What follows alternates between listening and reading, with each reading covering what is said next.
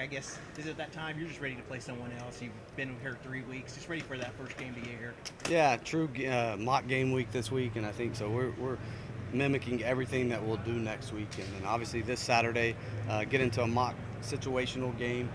That way we can, be on the same sideline. We can practice all of our game day operations, getting the special teams out, the call outs. I mean, all that takes time and organization. So just to get everybody on the same page throughout this week, and that way we can hit it with gas next week. And so obviously, it's something that we're trying to practice outside for these next couple of weeks just to get prepared for the heat. And obviously, I think, that's somewhere where I think Tulsa has an advantage. We have an indoor here, and they've been practicing outside. And so we got to make sure that we're ready to go out there and face all the elements. And none of that stuff will ever be an excuse for me. I'm never going to make an excuse in anything we do. We got to know what's coming, prepare the kids for it, and go out there and execute at a high level. In your mock, do you do game uniforms and warm-ups and go through everything. the whole thing? Yeah, and it's a little bit like our kids don't love it just because it seems so long, right? And the anxiety starts to build up. But I think anxiety is good because there is going to be anxiety in that first game.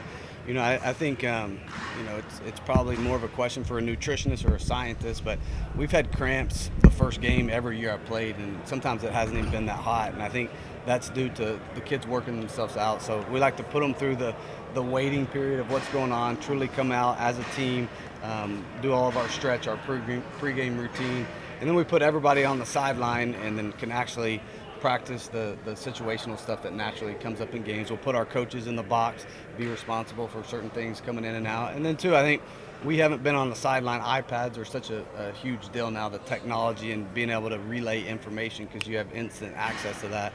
And so having our coaches actually sit down and go over how they're going to sit down, how they're going to present the material to our players. So just a lot of little things that I think that, we need to be really detailed and address. While we're on this is way ahead, but night before games, the tradition was movies.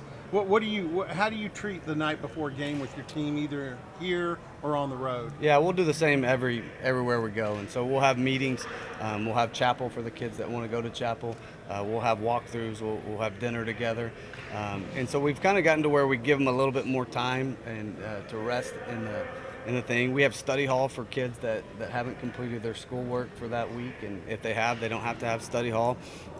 But yeah, I think the movies, a couple years ago now, movies have just gotten worse and worse as time gone on. And so I think most of our kids were sleeping during the movies, and I didn't think they were any good either.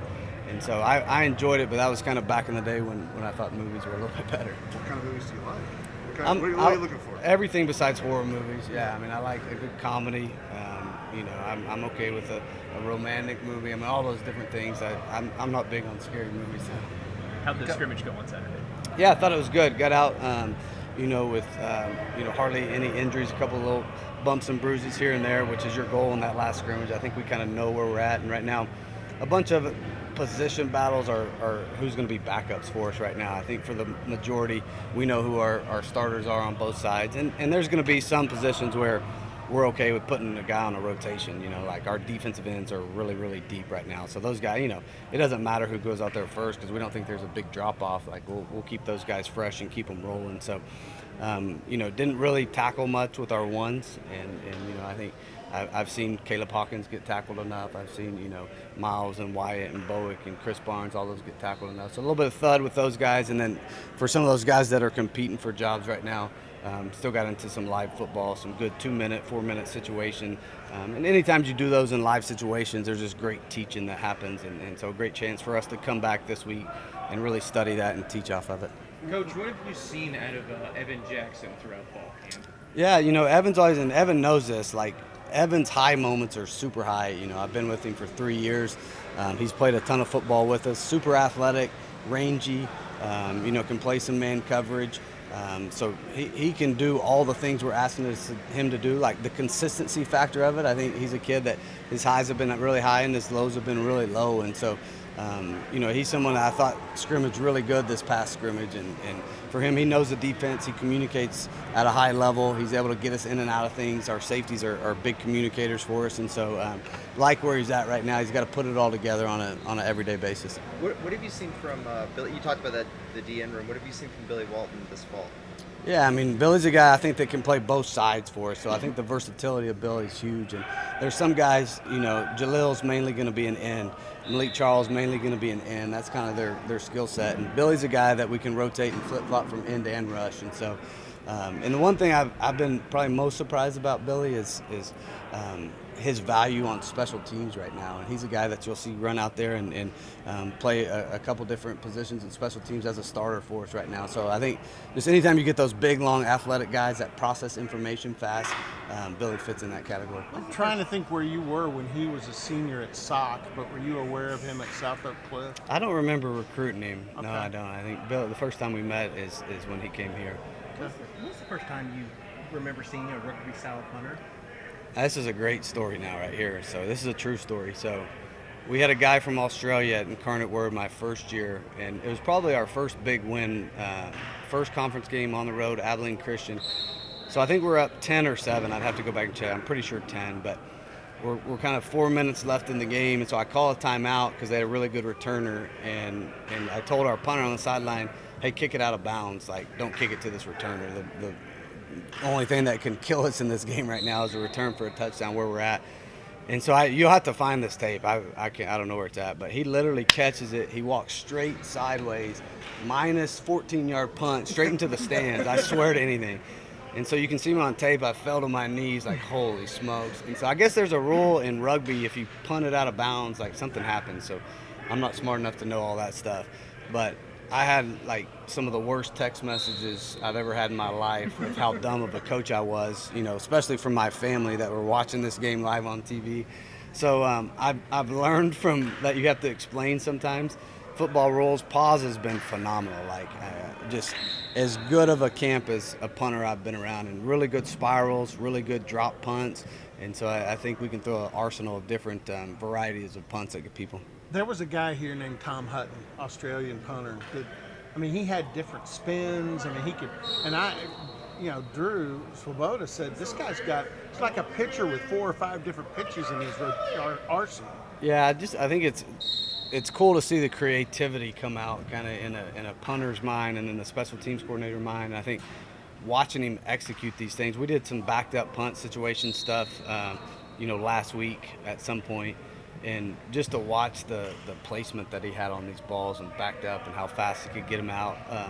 Super flexible, he can run right, punt left, he can run left, punt right. All the kind of trick stuff. They call one a boomerang, I think, which spins, when you kick it, the football's oblong, you kick the side of it. So there's some crazy ones that we're going to pull out at some point.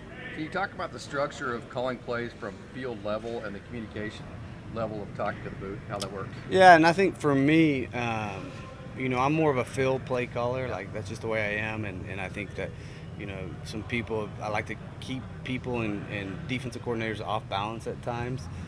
And so we'll do some unorthodox things at times. But I think the iPads have really changed, some of the communication stuff, because you actually get to sit down and you watch it afterwards and you're able to make adjustments off that. And so I think the art of a great guy in the box, which was such a big thing for a long time. Now we still have, a really good box structure up there that are giving me real live information, real time, what's going on.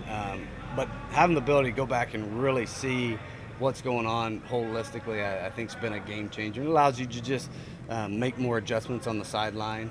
And then, I think, start playing, chess with the guy over there, knowing what's going on a little bit. And also they have, they're seeing it, watching it as well, what we're trying to do schematically. So I think that's changed a little bit in the course of the last couple of years. Will Brophy be up top? Brophy will not, no. And I think, too, just Brophy does a phenomenal job with the quarterbacks and having that voice right beside them that they're used to in meeting rooms.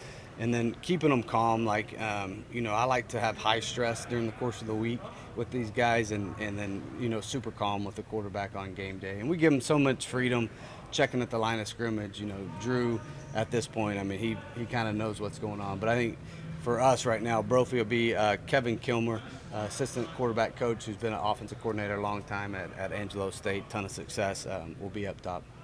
You've been an aggressive guy on fourth down. Is that analytics based or is that sort of field as well? Yeah, and I think it was something we really studied 2 years ago because I think we went for it more than anybody in the nation. Now, when you really go back and study it, we weren't very good at it. And so, analytics, we have a book, and it's something, we try to do different things to give us the advantage with the analytics. But I think last year we were really, really good on fourth down as far as conversion rate, but we didn't go for near as many as what we did 2 years ago. Now, partly that was because we were a lot better on third down and just a better football team holistically. And so when you're relying on fourth downs and going that much, I think that's something where I just learned through the fire, like that wasn't a positive thing, right? How much does Posabon and what he can do affect, if you got a punter that can flip the field or a punter that can maybe force a fumble with a weird kick, does that make you think twice and maybe kicking it? Yeah, I think so. I think a bunch of things. I think how well your defense is playing, and if you're willing to play a possession game with them and you're getting stops consistently, I think all those things kind of go hand in hand, and I think that'll go hand in hand with how much we use tempo. It'll go hand in hand with how much, we're doing multiple things on offense. And so I think running the football and stopping the run is so valuable to how you call the whole entire game. And so, we'll have meetings on that going into games, with me and Coach Sabota about, that. And then Coach Cassidy, I think, in-game conversations about how he feels about, continuing to stop the opponent. Commission, looking at the iPad, what's the balance between looking at that and actually what's happening on the field as a head coach? Yeah, it's tough. And so I always talk to the officials before, because there is going to be a period where I never go sit down with our players, and if I need a relay, I have a headset, but try to stay available to always be able to call important timeouts, make big decisions on third downs, fourth downs, on what's happened with special teams wise. But I think that's what's so important for me, to trust our defensive coordinator and our special teams coordinator, and give them the ability to really think on their own and call this game the way that they see it. We tell the refs before every game, Coach Cassidy has the ability to call timeouts, and so that's something that's probably different than a lot of places where head coach only calls them. And so, there's small adjustments that you have to make. But I try to never be sitting down and not available for, Coach Cassidy and Sabota. What do you like with the officials? I mean, are you pretty calm, or how do you try and treat that relationship? Yeah, I think I've changed over a course of time. I think when I was young and aggressive and probably a little bit more of a hothead, is something I let it get to me, and I was aggressive, and it took me out of thinking about the important things and real life situations that were going on, and because I was spending too much time jawing at them, and really, I never changed the outcome of what happened before that. So I try to save my conversations for, dead balls and timeouts, and I try to be a lot more calm and polite now. That's been helpful for me. I might get a call later down the road a little bit, as opposed to, swearing at them and saying things I shouldn't say. And Sean Torkelson is the guy that we're talking to today. You mentioned last week that he and Lecco are kind of battling out there at right tackle. How is that going, and do you have where does it stand?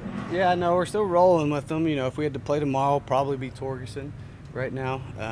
And so just one of those cool stories that comes in here and didn't expect much. One of the last guys that we took out of the portal, and he's just a guy that we kind of noticed in the weight room and his times, in the GPS stuff over the course of summer. I mean, pound for pound, as strong as anybody on our team, super athletic at 300 pounds, smart, processes information really fast. And so see him playing a big role for us, for the next 3 years here. With Posabon not playing American football before last year, just how well has he meshed with this special teams unit?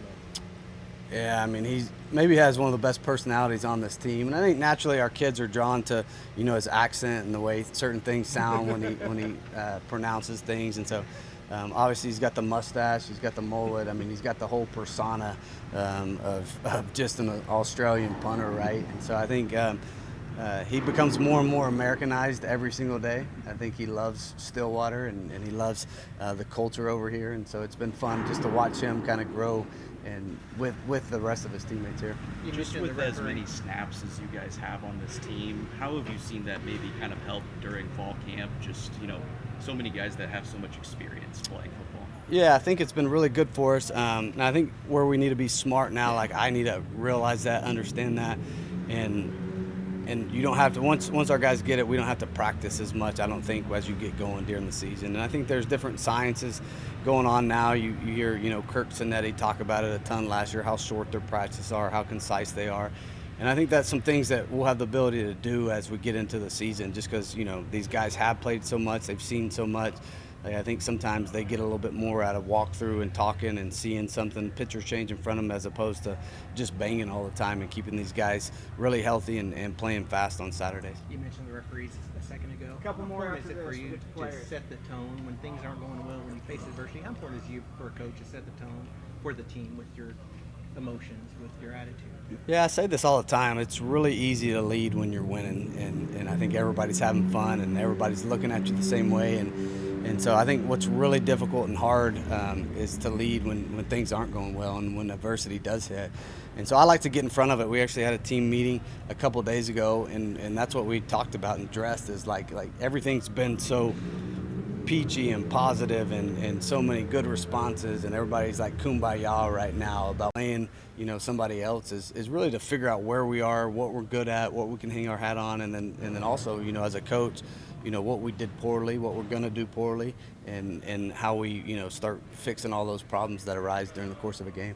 You recruited Oklahoma before, obviously, but it's a different thing when you're here in the state and want to build those relationships with coaches around the state. How has that process gone, and what do you see out of that in the future? I think it's been good. I think, you know, just like anything else, like communication's key. And I think for us to not only be out there and be seen and you know, be visible in these high schools for the kids to see us, the coaches, like start building those relationships, pick up the phone is an easy thing to talk about prospects, really recruit these guys really hard, you know, and I think, but recruiting's changed. I think everybody needs to remember that. You know, sometimes I see headlines right now that, you know, this guy was an amazing recruiter. Well, there's like a big financial piece in this now where, you know, we see it firsthand. There's a guy committed somewhere for, you know, months and months and have a great relationship, and all of a sudden he gets, you know, paid more money somewhere else and flips at the drop of a hat. So there's more that goes into it.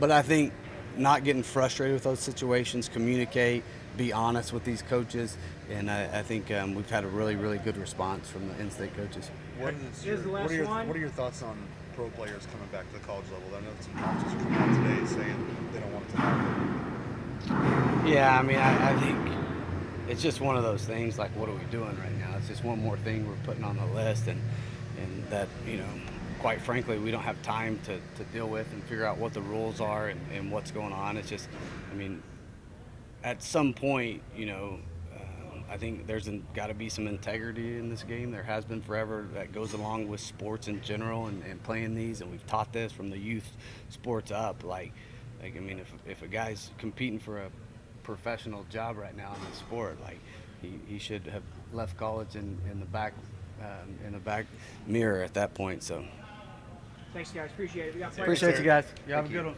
Appreciate it.